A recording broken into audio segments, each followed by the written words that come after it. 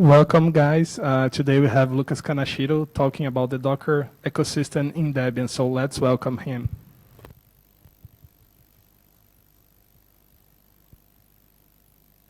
For attending this talk, I'll talk a bit about the Docker ecosystem in Debian. I'm not directly working on that in Debian, but I'm doing this work in Ubuntu. So I identified some problems I'm trying to solve there. So I would like to present here. So maybe we can improve the same ecosystem in Debian as well. So when I'm talking about Docker, we have some key packages that's important for this ecosystem. Of course, there's Docker itself, which is more a face using application. Most of you might already used it, so that's what most people know. But you also have containerd, which is this container runtime, and we also have runc, which is this other low-level thing. So those are three key packages for this entire ecosystem. So those are the packages that I'm more worried about when I'm talking about this. The Docker.io package in Debian, right now we are shipping version 20.10.25 in Debian. As you can see at the top, we already have version 24.0.6 available upstream, so we are way behind that. And as you may know, people are using containers everywhere, and usually they want the latest and brightest version with all the shiny things. And in Debian, unfortunately, right now, we are way behind, and there is many features that I've seen people requesting everywhere, and we were not able to provide in Debian, and in the past, not in Ubuntu as well. So that's what I'm trying to fix here. So some problems that I identified. So the package update, even in Debian, we have more and more packages depending on those library packages of those three key packages that I mentioned, Docker.io, containerd, and runc. So when we need to do those we need to bump the version, like major upstream release. It's hard because those trigger huge transitions.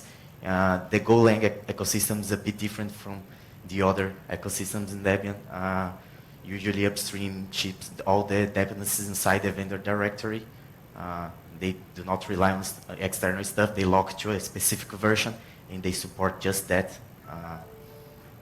And that's hard for us as a distribution maintainers, because usually we want to package those dependencies separately, so we can better support them in stable release, like security updates and so on. So in general, it's very hard. Those new versions usually have a bunch of new dependencies, and if it's not a new dependency that we don't have in the archive, we need at least to bump versions of packages, keep other packages in the archive to support that. So it's really hard. It's really time consuming, and in the past, to bump to version 20.10.25, I think, that I showed before, we needed like one guy working on that full time, so we would be able to update to that version at that time. At that time, that was like almost the latest upstream version. But nowadays, we don't have all this manpower, we don't have enough volunteers with enough time to do all of that. So that has become an issue to update those packages in Debian so far. Yeah, and as I mentioned, there is not enough, I wouldn't say interest, but as a volunteer, it's pretty hard to do all this work. Usually we need someone sponsoring the work to make it happen. Another thing is that maybe because of that, because we are not able to provide latest versions of the upstream software to our users, the Docker community in general, they are recommending not to use our packages, the distribution packages. So if you check the Docker upstream documentation, how to install it in Debian, you will see that they will just say, remove everything that the distribution provides, add our own apt repository, and install all the packages that you need from there. So that demonstrates that we are not providing what our users want. So it's kind of a shame to not be able to do that and make them use external repository for that. There's also other issue because their packages, they provide a bunch of plugins, CLI plugins and other stuff that we do not. We do not because, as I mentioned, it's really hard to maintain those packages in Debian, those Golang packages, because of all those vendor code mess. So that's really bad for us. This is a print screen of this Docker documentation page. So if you check installation Debian, you see you remove all those packages from the distribution, Docker IO, Docker Compose, blah, blah, blah, Docker doc, etc. And you install all of those packages from their apt repository right after. So that's something that I would like to avoid, like providing to our users the best. So after identifying all these issues, I try to fix that in some way in Ubuntu. So it's far from ideal right now, but I did some stuff there, and I would like to present here to you so we can see what we can do in Debian. So in Ubuntu specifically, we have something that we have something called SRUs, which is stable release updates. And usually, as in Debian, we do not update new upstream versions, just bug fixes, security fixes, and so on. But specifically for this set of packages that I mentioned, we have an exception documented by the community. So so we can update those packages in the stable release without any issue. Like I could bump from version 20.10.25 to 24.0.6 in a stable release, and that will be okay. Because after some discussions in the Ubuntu community, we decided that it's better to provide like this upstream experience for our users instead of giving them stable releases with backward compatibility and so on, because that's what users demonstrate to want for us. So they prefer to have the latest thing instead of having something more stable in general. So we decided to do that in Ubuntu. So that's something different than what we do in Debian. So some solutions when I started to work on that. First of all, as in Ubuntu, we have a bunch of snap packages. So initially, okay, let's see if you can use an snap and ship the same version across all Ubuntu releases. So there was already this Docker snap. It's used by a bunch of customers there at Canonical. It would solve the problem for sure, but there are some limitations because this runs in a sandbox, like as you may know, like Flatpak and so on. And there are some features that doesn't work in this context, specifically some security features that we think it's important for our users in general. So we still provide that. It's mostly used for IoT devices and so on, but it's not what we want to provide for our users even in Ubuntu in general. So what I did, initially, I split the application library package. Like those three key packages, we have two binary packages, which is one is the application, the other one is the library. The library is used for those reverse dependencies in general, and that's what triggers those big transitions that I mentioned. So that was a big issue in Ubuntu when we decided to move ahead of Debian.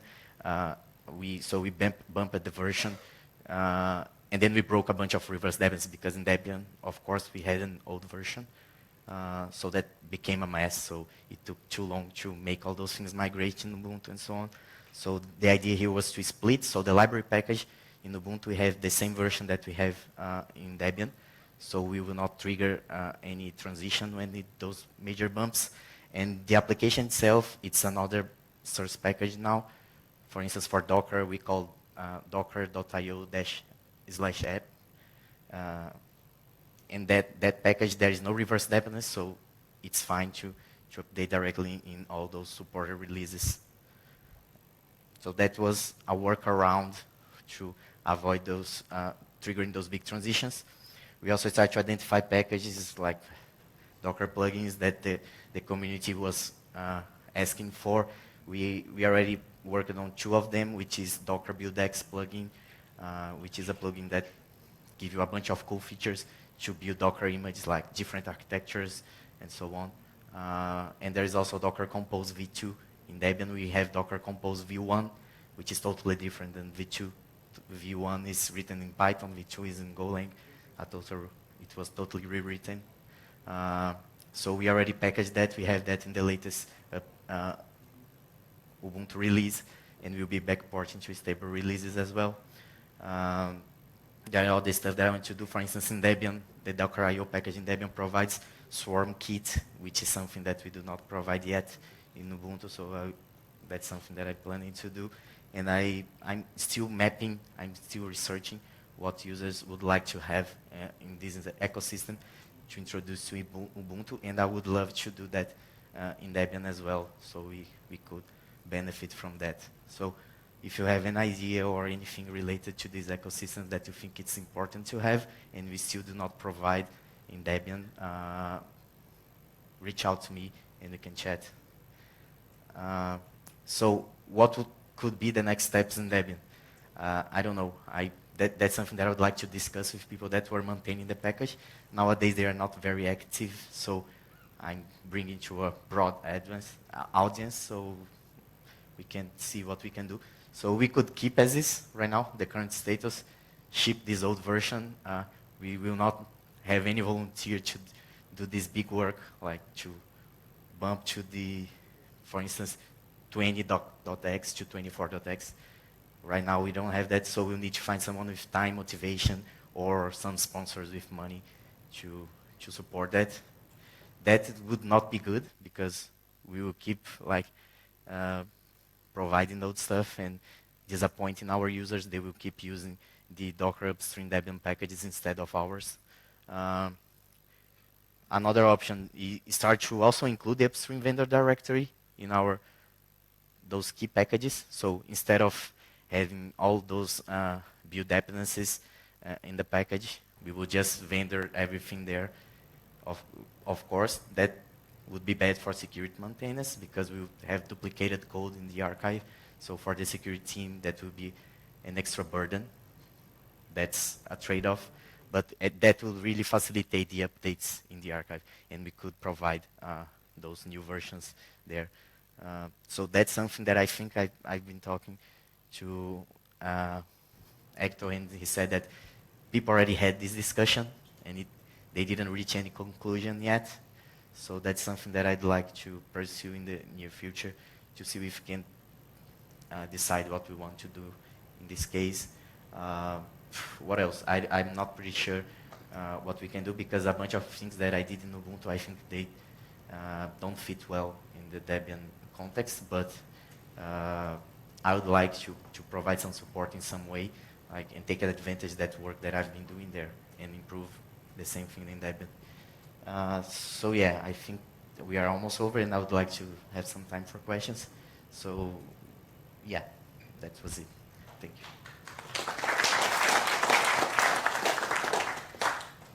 Now we are open for questions, so if anyone wants to ask a question, please raise your hand.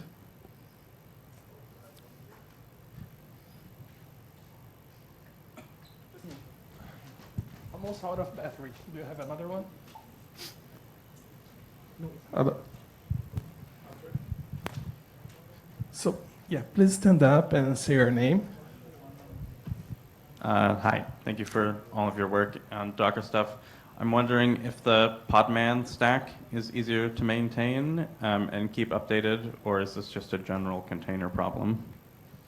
Yeah, I think Podman face a similar issue as well. But this is an issue for most of the Golang applications, right?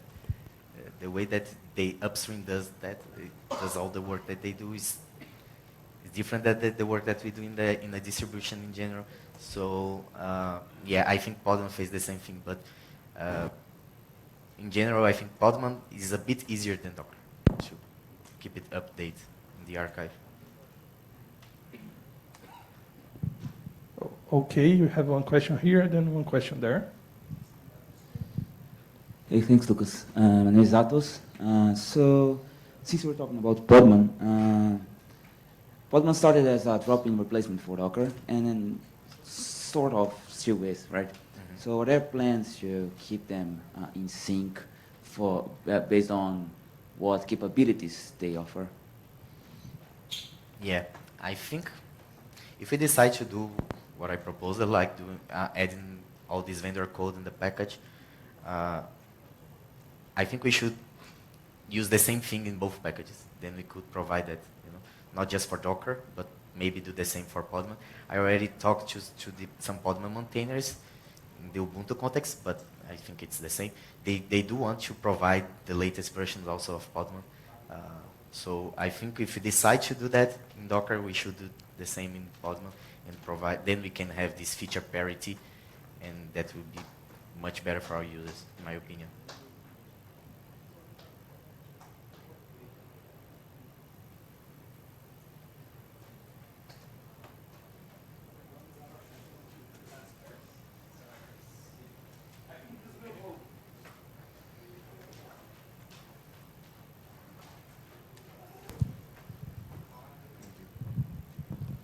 So when you opt for direct external packages to Debian, will there be any module removal or any changes done in the Debian version? I didn't get well your question. Okay. So when you get the Docker from upstream directly, Yeah. will there be any functionality deprecated, or it will be directly provided? Yes, basically. What will be the change in Debian version of Docker? Yeah, compared to the Docker version that we have in Debian, there are a bunch of breaking changes if you use the Docker from upstream right now, because they are using this 24.x version, and in Debian we have 20.x. So there are a bunch of breaking changes. So I couldn't list all of them for you right now, but I can guarantee that there are a bunch of them. So it is not only for Docker, right? There are other third-party provided packages. Yeah, if you are way back from the upstream releases, of course, if a user is using the latest version, there might be breaking changes.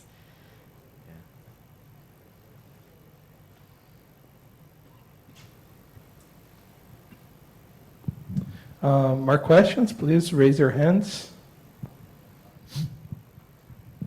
Do we have anything from IRC?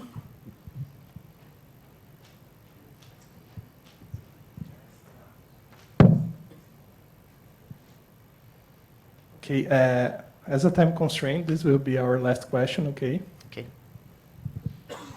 Just as a comment, Kubernetes in Debian has the same problem, and they went with vendoring dependencies. And then I checked, and no one has uploaded it in over a year. So I don't know if that's a full silver bullet, but I think it's definitely worth trying. If nothing else is working, try vendoring and see how far it can go. I think we should come up with a list of those packages related to the ecosystems, because the entire container ecosystem requires those latest versions. So I think we should collect all of them, build a list, and try to discuss with other teams what would be better if we could vendorize all those dependencies.